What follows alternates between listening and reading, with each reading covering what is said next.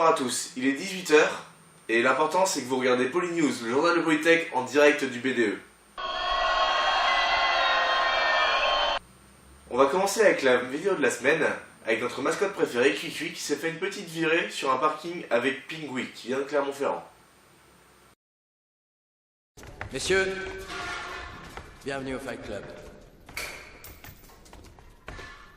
La première règle du Fight Club est « il est interdit de parler du Fight Club ». La seconde règle du Fight Club est « il est interdit de parler du Fight Club ». Troisième règle du Fight Club, quelqu'un crie stop, quelqu'un s'écroule ou n'en peut plus, le combat est terminé. Quatrième règle, seulement 2 hommes par combat. Cinquième règle, un seul combat à la fois, messieurs. Sixième règle, pas de chemise, ni de chaussures. Septième règle, les combats continueront aussi longtemps que nécessaire.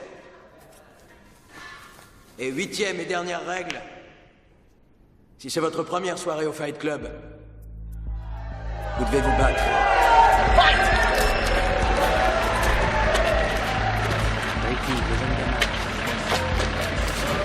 Attention, round 2. Wow.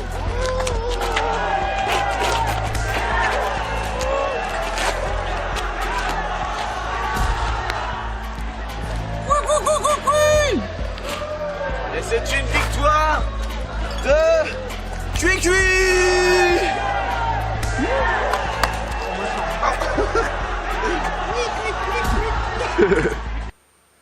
C'était vraiment incroyable. Il existe plusieurs communautés de personnes à Polytech. L'une d'entre elles vient de Bretagne et se fait appeler les Bretons. Ah bon? Ils s'appellent pas les Jean-Jacques? Mais pourquoi?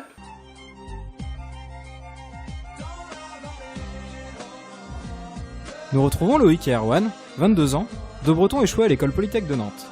Bien loin de leur Bretagne natale, ils essaient tant bien que mal de s'intégrer dans cette région où le débat sur l'appartenance de cette ville à la Bretagne est permanent.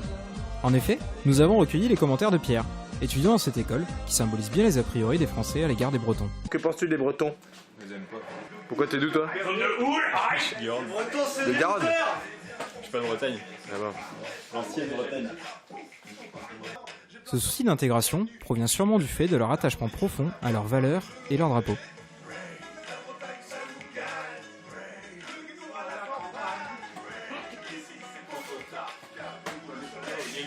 Malgré ça, ils se disputent tout de même entre eux. Bonne galette là? Une galette jambon, fromage, champignon. Ces blaireaux là, ils ont appelé ça une galette complète. Mais non, c'est pas complète, c'est une forestière.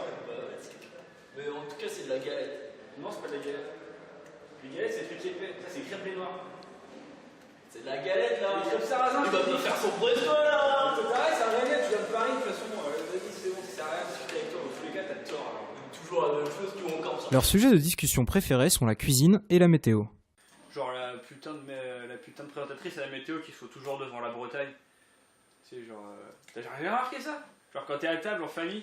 Bon, en même temps, tu sais, la Bretagne, t'as vu où elle est placée? Non, mais justement, quand t'es à table en famille, en général, t'as la présentatrice météo, elle se fout tout le temps pile devant la Bretagne, quoi. Genre, elle peut pas se décaler un petit peu pour qu'on voit le temps ou la température. Non, elle se fout sur la Bretagne, et après, mon département, genre, on s'en bat les coups, genre la Franche-Comté, je sais même pas ce que c'est. Genre, ça n'empêche bien une famille de Bretagne. Il parle aussi de crachin sec. Bon, déjà, de la pluie, c'est considéré comme de la pluie qu'à partir du moment où la pluie tombe à l'horizontale. Voilà. C'est pour ça qu'il y a crachin sec à Brest. Ouais. Autrement, c'est de la boucaille. Comme Kinvé.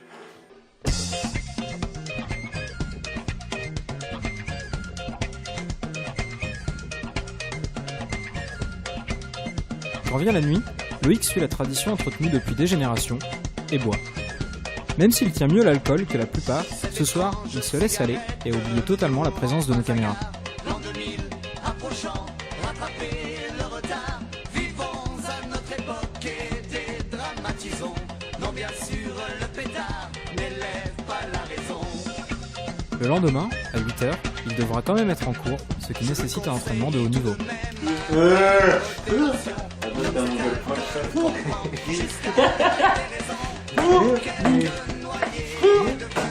Nous ne comprenons pas toujours ce qu'ils disent. Oh dame gadon, les poules ça popiote, dans sa mère maudit, j'emmerde un peu. Pour faire un bon queen amman, il faut du beurre, du sucre, et du beurre. Et voilà, un bon Queen. Globalement, il reste de joyeux compagnons, très attachants et toujours amusants.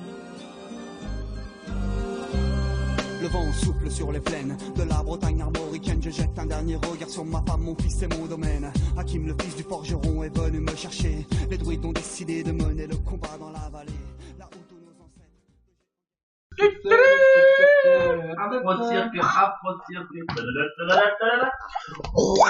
Fini.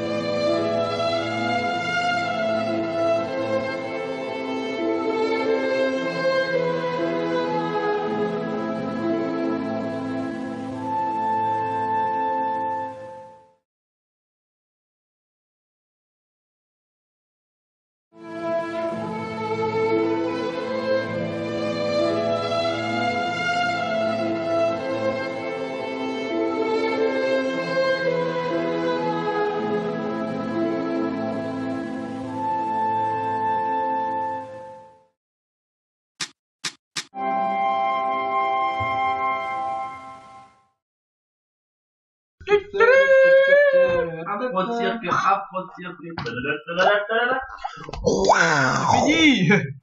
Sans transition, voici un reportage de toute beauté qui ne vous laissera sans doute pas indifférent.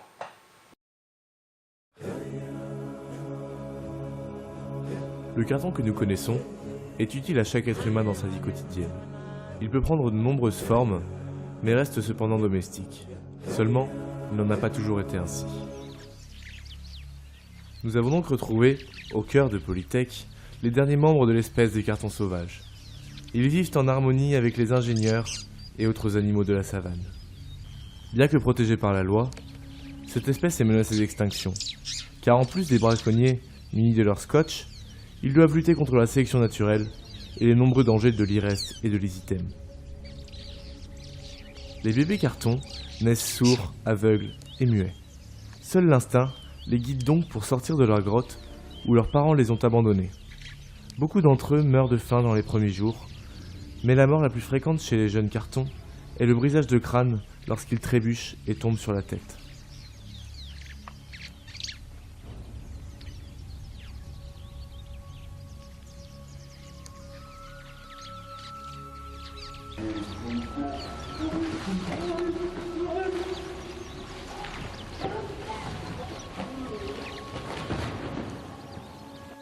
Les femelles cartons étant très rares à Polytech, les mâles sont donc prêts à se battre, de façon parfois très violente, pour séduire l'autre sexe.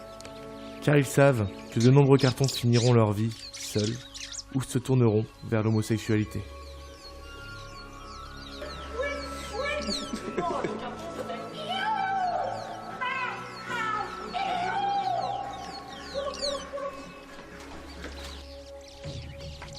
Malheureusement, rares sont les cartons qui parviendront à l'âge adulte, et beaucoup finiront en pack de bière ou en boîte à pizza.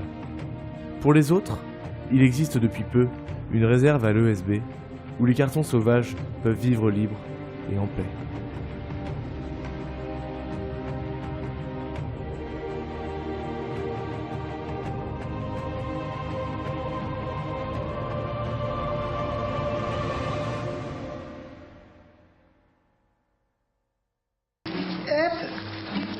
Si c'est pas un animal qui l'a tué, c'est peut-être un végétal.